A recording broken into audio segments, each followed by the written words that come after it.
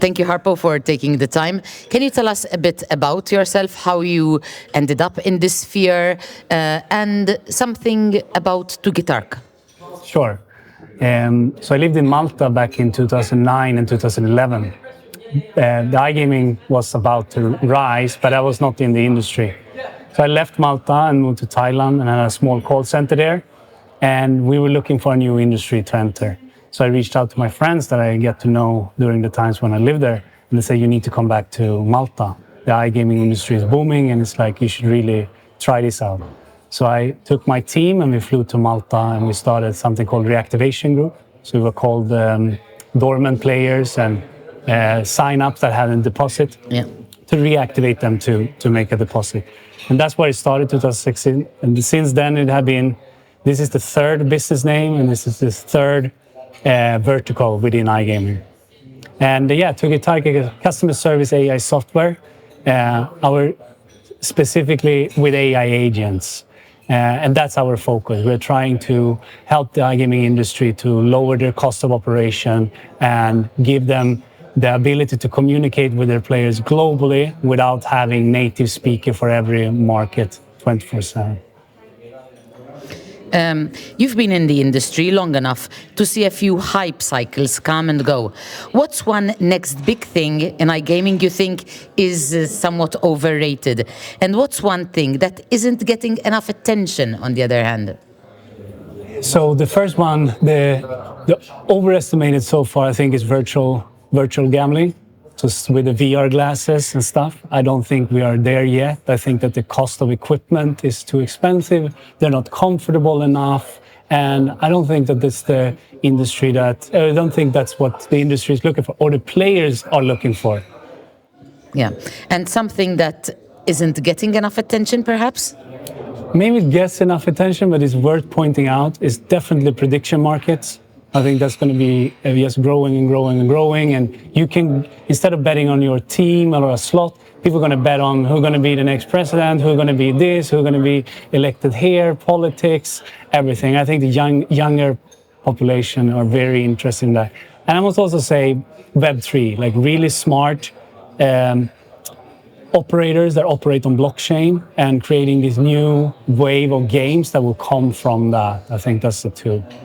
This prediction markets, you're totally on the ball. We write about it so much. And I think the industry was trying to ignore it, but I don't think it's possible to ignore it anymore. And it's fun and everyone can play them. Exactly. Regulation is tightening in a lot of markets, and player protection is truly under the microscope. From your vantage point, are operators and suppliers genuinely changing their mindset or just adapting the way they put the message across? I think it's three camps. One camp is the regulators, and some maybe have the intention of protecting players. Some have it for tax reasons. I think it's different camps. On the operator side, I think two camps. One that they want to they want to be regulated. That's their direction. They have decided to go that route. They believe in responsible gambling, and that's what they're going to do. But then you have another camp that is not interested in doing so because they don't have the faith in the regulators. So they think that when the regulators start, it's just going to come more and more and more. And you have crypto, you have sweepstake, you have so many ways to get around it, at least for the short while. So I think this is going to continue being the dynamic. M&A and consolidation have really reshaped the landscape. Do you see this trend continuing, or is there still room for smaller specialist companies to break through? Yeah, I think that the innovation runs so fast. So you have the Web3, you have VR, you have prediction market, you have so many new types of gambling that are coming out. And I think it's one thing that where operators or organizations are buying other operators in the traditional landscape, that may be saturated. But when it comes to all these new verticals of gambling, it's plenty of room for breakthroughs from smaller startups, I'm sure about. And then all service providers that also bring in value to the iGaming industry. Plenty of opportunities there on the M&A side as well. That's good news. Looking at emerging markets, which regions do you think are being misunderstood by European stakeholders right now, either because they are overestimating them or underestimating them, and why? I think that Brazil is overestimated. I think it's becoming heavily regulated.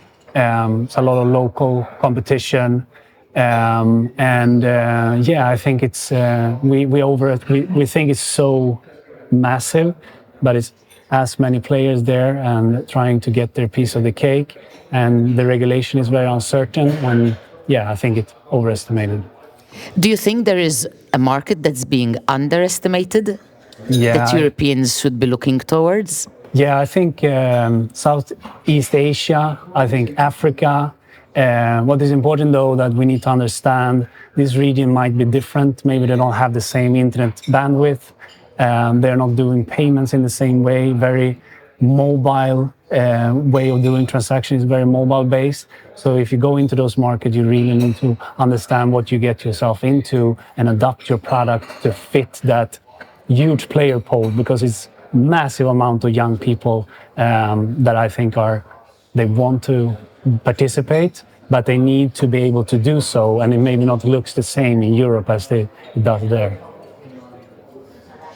Tugi Tark has built its name in a competitive space, but when you look at where you want to take the brand, what problem or problems in the ecosystem are you actually trying to solve? Yeah. We're trying to solve the very labor-intense part of the iGaming industry that no one really wants to do. iGaming customer support agents have the highest turnover rate across most industries.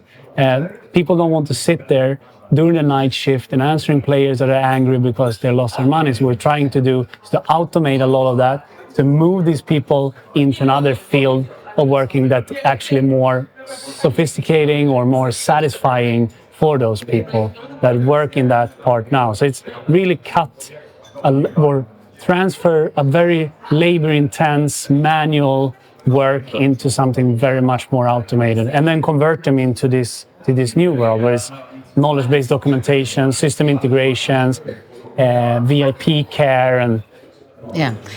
At first, when I was looking into Tugi Tark, I was like, but does a disgruntled customer really want an AI response? But then I was like, but that means that if the processes are being facilitated by AI, the customer can actually get a better service because for the people who are on the other end, they are not spending their time with things that can be automated, So I think you're on the right track there. I think, if I may say so.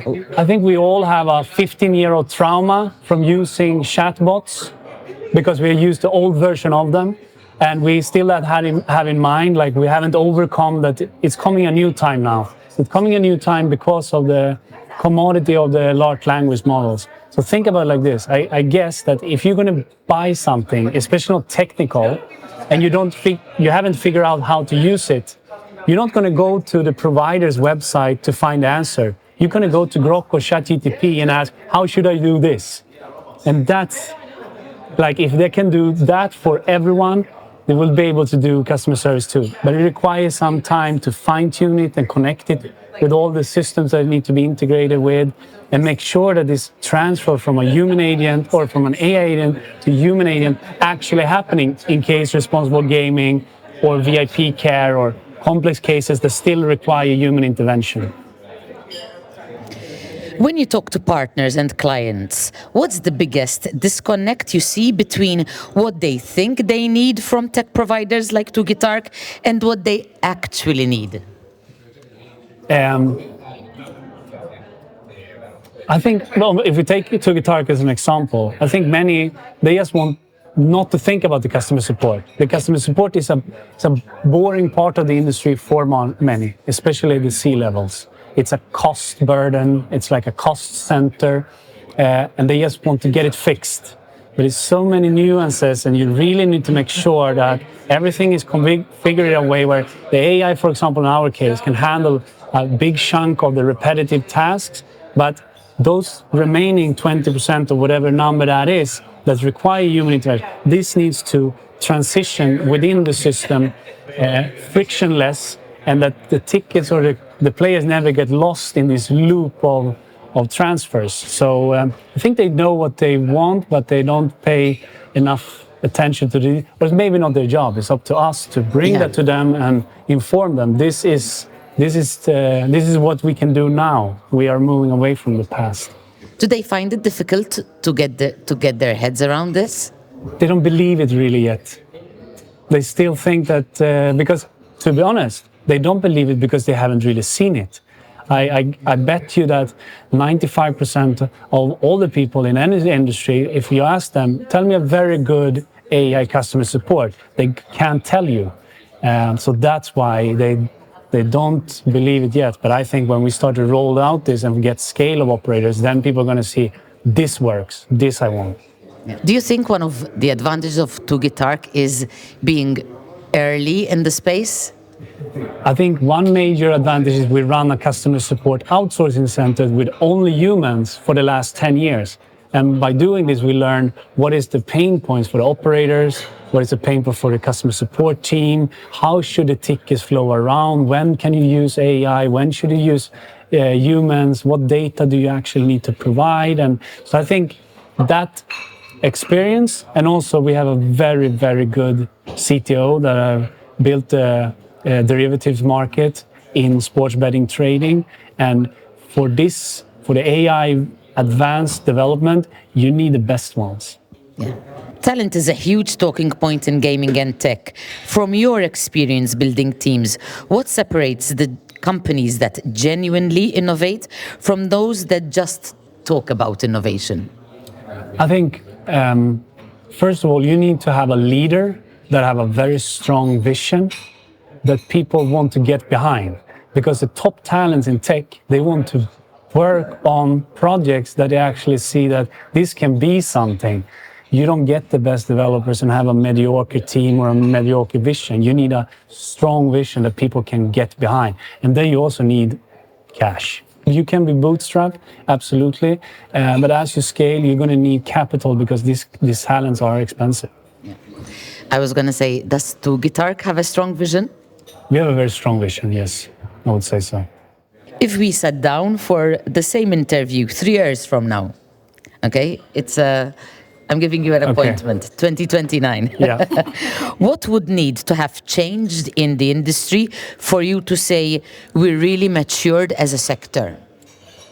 So it's related to AI, and AI is very good at predictions, well-known, things that are very well-known, that have patterns.